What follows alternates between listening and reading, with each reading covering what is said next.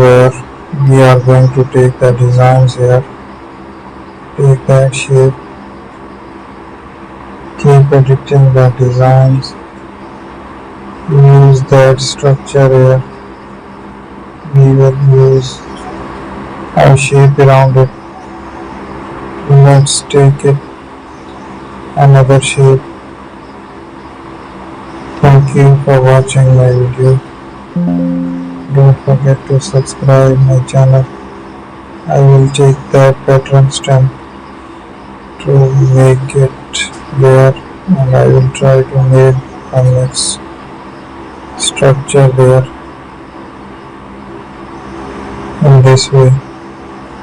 So you can see how I have made it, and then add a paint to fill these holes.